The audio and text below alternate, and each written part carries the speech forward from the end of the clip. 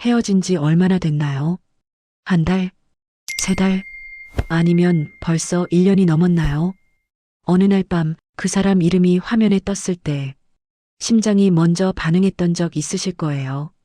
손가락이 멈추고 읽었다는 걸 들키지 않으려고 화면을 다시 껐던 그 순간, 그건 아직 미련이 남아서가 아닐 수도 있어요. 그냥 그 사람이 어떻게 지내는지 궁금했을 수도 있고, 아니면 솔직히 말하면 아직 그 사람이 그리운 거일 수도 있죠. 오늘은 그 마음에 대해 이야기하려 해요. 재회, 이 단어를 들었을 때 어떤 감정이 드나요? 설레나요? 아니면 어딘가 창피한 마음이 먼저 올라오나요? 많은 사람들이 재회를 원하면서도 그걸 원한다는 사실 자체를 부끄러워해요. 왜 나는 아직도 이러고 있지? 이미 끝난 관계인데, 내가 더 쿨하게 지내야 하는 건데. 그런데 저는 오늘 그 마음을 쿨하게 정리하는 방법을 알려드리려는 게 아니에요. 재회에 성공한 사람들이 어떤 공통점을 가졌는지에 대해 함께 생각해 보려 해요. 그리고 그 공통점은 생각보다 훨씬 단순한 곳에 있어요. 먼저 많은 사람들이 재회를 위해 하는 행동들이 있어요. 연락을 끊는다. SNS 활동을 늘린다. 더 멋있게 변한 모습을 보여주려 한다. 잘 지내고 있어 라는 신호를 보낸다. 또는 반대로 자주 연락한다. 솔직하게 감정을 털어놓는다. 미안하다고 말한다. 그때 내가 왜 그랬는지 설명하려 한다. 이 두 가지 방향, 어느 쪽이 맞다고 생각하세요? 여기서 많은 사람들이 놓칩니다. 재회를 전략으로 접근하는 사람들은 대부분 이 두 가지 중 하나를 선택해요. 연락을 끊고 멋있어지거나 아니면 솔직하게 감정을 드러내거나. 그런데 재회에 성공한 사람들을 보면 이 두 가지 전략 중 어느 쪽도 핵심이 아니었어요. 오히려 이 두 가지를 고민하는 동안에는 재회가 이루어지지 않았죠. 잠깐 다른 이야기를 해볼게요. 두 사람이 헤어지는 이유가 뭘까요? 성격 차이, 소통 문제, 감정이 식었다, 다른 누군가가 생겼다. 표면적인 이유는 다양하죠. 그런데 그 아래를 보면 대부분의 이별에는 공통된 구조가 있어요. 한 사람 혹은 두 사람 모두가 관계 안에서 점점 자신을 잃어갔다는 거예요. 상대가 원하는 모습이 되려 했거나, 상대의 기분에 맞춰 자신을 조절했거나, 아니면 반대로 상대가 나한테 그렇게 해주길 바랐는데, 그게 안 됐거나, 이별이 일어날 때 사람들은 흔히 우리가 안 맞아서라고 말해요. 그런데 이 부분이 중요합니다. 안 맞는다는 건 대부분 처음부터 안 맞는 두 사람이 만난 게 아니라 관계가 진행되는 동안 서로 어긋나게 되었다는 의미인 경우가 많아요. 처음엔 분명히 맞았던 뭔가가 있었을 텐데 그게 왜 어긋났을까요? 다시 재회 이야기로 돌아올게요. 헤어진 뒤에 재회를 원하는 사람들은 보통 무엇을 원하는 걸까요? 그 사람과 다시 함께 있고 싶다? 맞아요. 그런데 조금 더 정확히 말하면 그 사람과 함께했던 어떤 시간으로 돌아가고 싶다는 마음이 섞여 있어요. 처음 좋았던 그때, 내가 그 사람 옆에 있을 때 느꼈던 어떤 안도감, 아니면 그 사람이 나를 봐줬던 그 방식, 그리고 여기서 재회를 원하는 사람들이 가장 많이 하는 착각이 시작돼요. 내가 달라지면 돼. 이번엔 다르게 행동하면 돼. 그 사람이 원하는 모습이 되면 돼. 그래서 노력해요. 외모를 바꾸고, 더 차분하게 행동하고, 이전에 했던 실수를 반복하지 않으려 하고, 그런데 이걸 이해하면 상황이 다르게 보입니다. 그렇게 달라진 자신은 정말 달라진 게 맞을까요? 아니면 그 사람에게 잘 보이기 위해 잠깐 다른 모습을 하고 있는 걸까요? 이 둘은 완전히 달라요. 재회에 성공한 사람들, 그리고 그 재회가 단순히 다시 만나는 것에 그치지 않고 실제로 관계가 이어진 경우들을 보면 거기엔 공통적으로 이런 게 있었어요. 그 사람들은 재회를 위해 달라진 게 아니었어요. 그냥 달라진 거예요. 상대를 위해서가 아니라 그 이별을 겪고 나서 자기 자신에 대해 뭔가를 알게 됐고 그게 자연스럽게 달라진 거예요. 이게 말로 들으면 단순해 보일 수 있어요. 그런데 실제로는 이게 얼마나 어려운 일인지 이별을 겪어본 사람이라면 알 거예요. 이별 직후에는 그 사람 생각이 하루에도 수십 번 나요.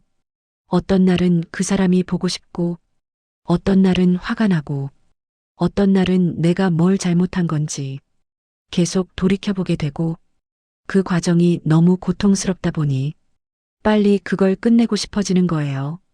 그래서 어떻게 하면 다시 연락이 올까? 어떻게 하면 그 사람이 다시 나를 선택할까? 이걸 먼저 찾게 되죠. 근데 거기서 무언가가 뒤집혀요. 자기 자신을 들여다보는 대신에 그 사람의 마음을 움직이는 방법을 찾기 시작해요. 그 순간부터 달라지는 게 아니라 달라 보이려는 노력이 시작되는 거예요. 여기서 많은 사람들이 놓칩니다. 달라 보이려는 사람과 실제로 달라진 사람. 상대는 생각보다 훨씬 잘 구별해요. 왜냐하면 두 사람은 한때 가까운 사이였으니까요. 그 사람은 나의 어떤 면이 진짜인지, 어떤 면이 꾸며진 건지를 이미 어느 정도 알고 있어요. 그래서 재회를 위해 전략적으로 달라 보이려 하면 상대는 그걸 느껴요. 직접적으로 말하지는 않더라도 뭔가 어색하다, 뭔가 정 같지 않다, 뭔가 불편하다. 이 느낌이 오면 오히려 거리가 더 멀어지기도 해요. 그렇다면 실제로 달라진다는 게 어떤 모습일까요? 어떤 구체적인 행동이나 방법을 말하는 게 아니에요. 이건 오히려 내면에서 일어나는 변화에 가까워요. 이별이 준 질문을 회피하지 않고 천천히 바라본 사람들에게 생기는 변화요. 나는 그 관계에서 어떤 사람이었나? 나는 무엇이 무서워서 그런 행동을 했나? 나는 그 사람에게 정말로 뭘 원했나? 이 질문들은 재회를 위한 질문이 아니에요. 나 자신을 위한 질문이에요. 그런데 이 질문들에 천천히 앉아있다 보면 자기도 모르게 달라지는 게 있어요. 예전에는 상대의 반응 하나하나에 흔들렸다면 이제는 조금 더 자기 중심이 생기고, 예전에는 말하지 못했던 게 있었다면 이제는 조금 더 솔직할 수 있게 되고, 예전에는 이 관계가 나를 완성시켜 줄 거라고 생각했다면 이제는 그게 아니라는 걸 알게 되고, 이걸 이해하면 상황이 다르게 보입니다. 재회 성공의 공통점이 달라진 것이라는 게 외모나 태도를 바꿨다는 이야기가 아니에요. 그 사람이 돌아왔을 때 관계가 다시 같은 방식으로 반복되지 않을 수 있다는 걸 상대도 어느 정도 느끼게 된다는 거예요. 그 느낌은 말로 전달되지 않아요. 오히려 말이 없을 때 전달돼요. 예전엔 불안해서 자꾸 연락했던 사람이 이제는 그러지 않는다는 것. 예전엔 화가 나면 같이 감정적으로 반응했던 사람이 이제는 조금 다르게 반응한다는 것. 이런 것들이 쌓이면서 상대 안에서 뭔가가 움직이기 시작해요. 이 사람 뭔가 달라졌네. 이게 재회의 시작이었던 경우가 많아요. 그런데 한 가지 더 있어요. 이게 중요한 부분이에요. 재회를 원하면서 자기 자신을 들여다보기 시작한 사람들 중에는 그 과정을 거치면서 재회 자체를 원하는 마음이 조금 달라진 경우도 있어요.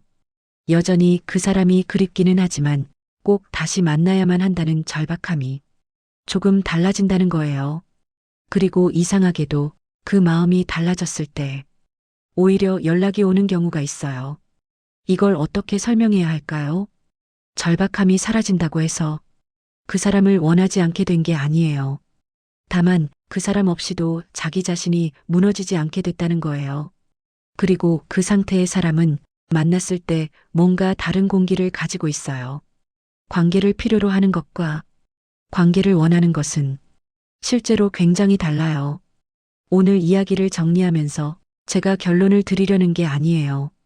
재회는 계획대로 되는 게 아니고 두 사람 사이의 일이라 어느 한쪽만 달라진다고 반드시 이루어지는 것도 아니에요.